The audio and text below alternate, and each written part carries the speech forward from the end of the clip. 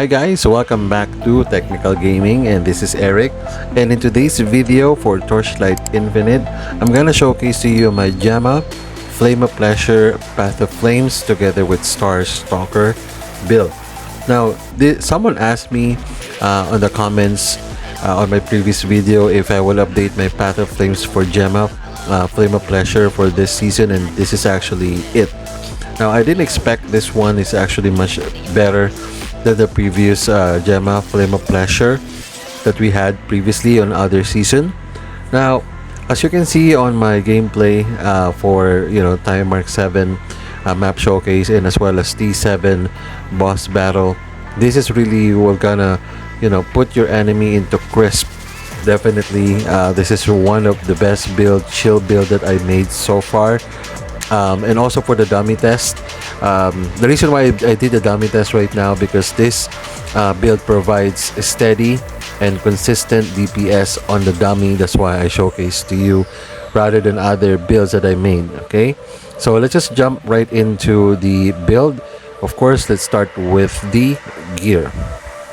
Now, since this is more on energy shield compared to previous Gemma Flame of Pleasure where we actually focus on life regeneration, now this is more on energy shield regen, and of course packing a lot of energy shield as much as we can. Now, this item right here for Elder Sage, you need to have at least, not really at least, you need to have a sealed mana here in order for you to put in some auras, because we really need some auras for this build. Of course, we need to focus on energy shield, some elemental damage and curse effect together with some resistances.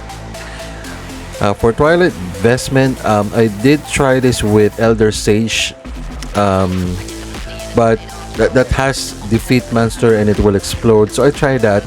But I think this one is much dealing a lot of damage, giving us a lot of DPS, and at the same time it has energy shield as well, as you can see here.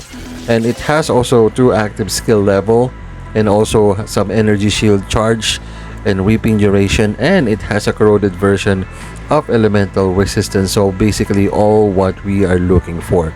You don't need to have a corroded version for elemental resistance, but I bought this for really cheap.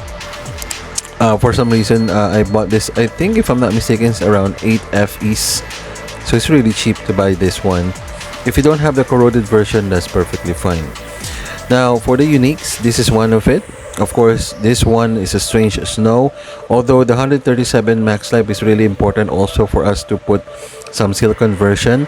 Life regen is much okay, really okay, but what really important here is the affliction effect that it can actually provide, and also it would consume 20% of your life, and it inflicts 50 affliction to nearby enemies when in full life. So that's why we really need to have this unique on your gear.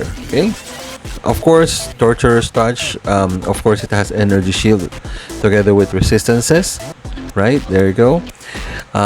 You need to have at least corroded version for this one, and also reaping removes enemies affliction. This is one of the unique that you need to have, and it must have a corroded version for this part. I'm not sure how much this one costs, but right now if we're going to check how much it would be, it's really cheap. But if I'm not mistaken, I bought this for around 15 FE for the corroded version for it. Okay, then for the belt, of course we need to have some. I was lucky to have the 18% drop priority, but what I'm looking for on the belt is of course defense, elemental damage together with less 3% additional damage taken in low mana, because we're always low in mana, and also the affliction effect as well, and some resistances, erosion. I got this really cheap. For the boots, of course, King's Boon. It has energy shield as well. There's a lot, and as well as it can reap, and as well as 10% additional DOT damage taken, plus of course the 20% movement speed and more with less.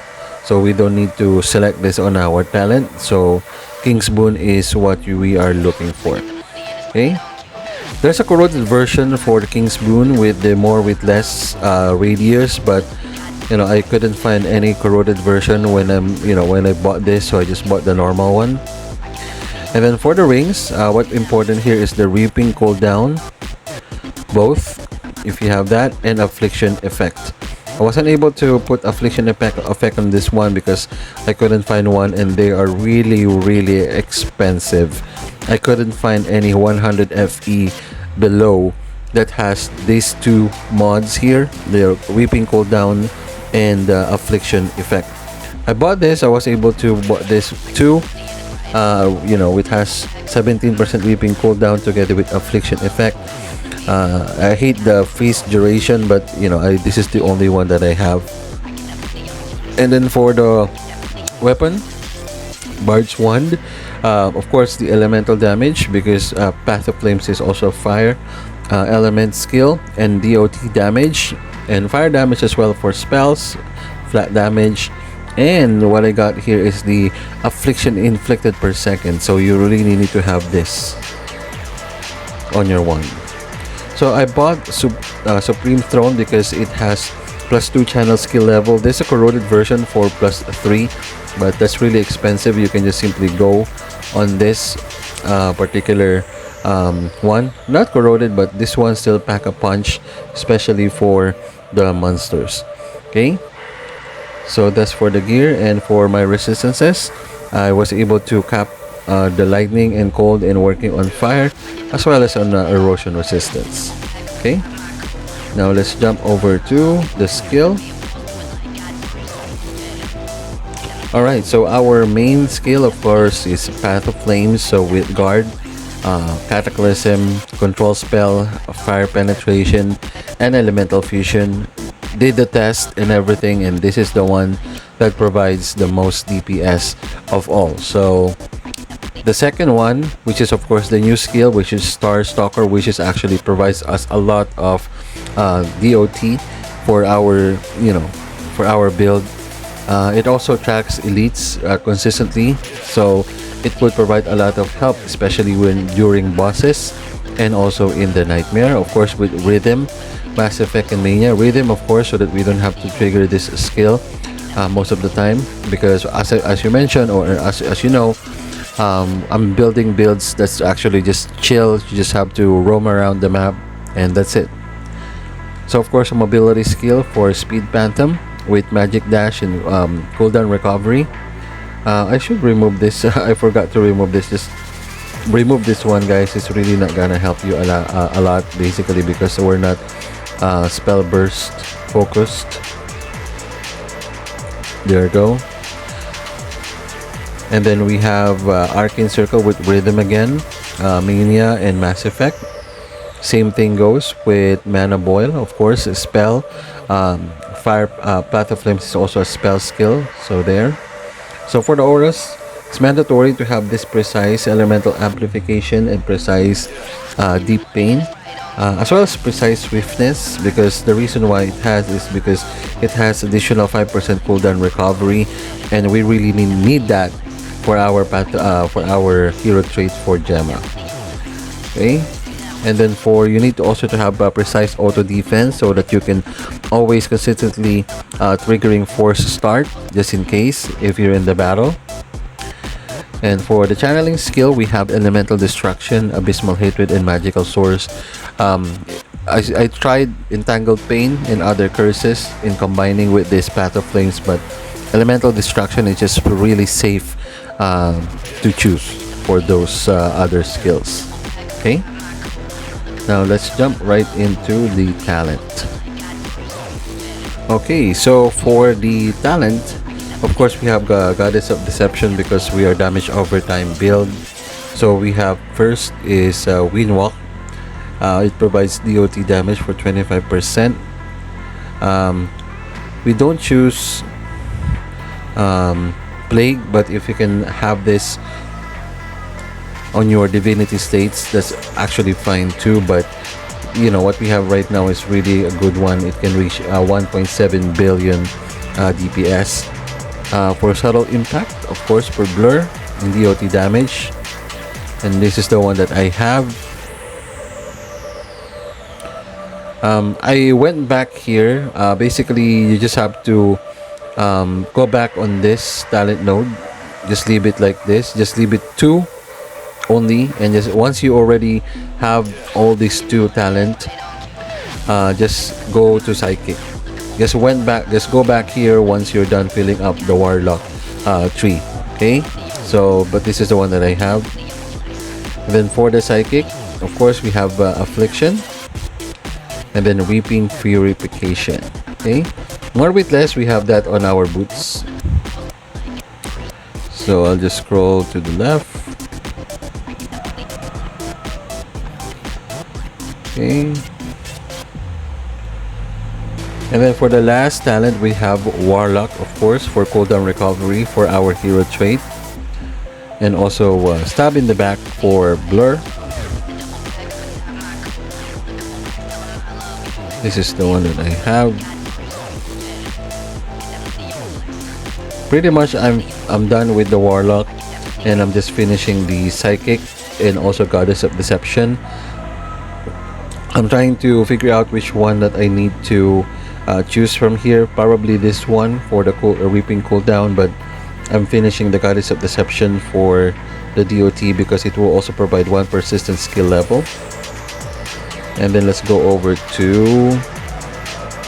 this. Okay, so I done some testing here. Actually, I bought a lot of Divinity Slates and Pedigree of Gods, but Blazing Fire is still the ones giving us the best result in terms of DPS and clear, because it provides 20% additional fire DOT damage and inflicts affliction of 10 when dealing fire damage, and only has a cooldown of 1 second, 0.1 seconds. Okay, I haven't added any because I just level up for 85 right now, and imagine level 85 you're actually running to T7 maps already with this build alone. So go to Blazing Fire. Some of the Nodes here are really few. Flat damage is okay. Cast speed, yeah. Melee damage, of course, it's not necessary here, but you know what we're after is blazing fire. And then the other ones is, of course, I have a sealed mana. And the one that I have here really interesting is upon dealing damage to a cursed target, there is a 8% chance to paralyze it, and it has 15 curse skill radius. That's really cool, and also has reaping duration and another sealed mana and 4% max mana. Of course, we need mana in order for us to put some auras. And the other one is, you know, what I have. It has 30% erosion damage for low life, and as well as we don't have physical damage, so that's not really important. It also has ailment damage, but of course I'm gonna change that. But for now, that's the one that I have, and it's still dealing 1.7 billion DPS. Now for the hero trait. Alright, for the hero trait, for this one, this is actually what you need. First three slots open, and this actually offers when transferring brand, if there is no available targets, brand is recorded, damage will be transferred to yourself, and its duration will be refreshed. And also, there's a lot of benefits for this mod. So I did try some testing with other hero relic, but this one is actually giving us a lot of benefits using our brand or hero trait for Gemma. Okay, and it always attempts to transfer the brand to 50% damage recorded by the brand. So once you have target recorded by a brand, and it will transfer 50% of the total damage that you made for that, it will be transferred to the other enemy. So that's why we have this breath of exchange. The next one that we have is, of course, 28% skill duration for our Path of Flames to stay around while we are still walking, so just in case we are mapping. And of course, it provides 6% affliction effect and 1% damage recording ratio for brand up to 32%. The other one is also cooldown recovery. Of course, we need to have a cooldown recovery. And also, for every 30% skill area of every purgatory inflicts one brand. Another one that we have, the last, is 30% damage recording ratio for brand.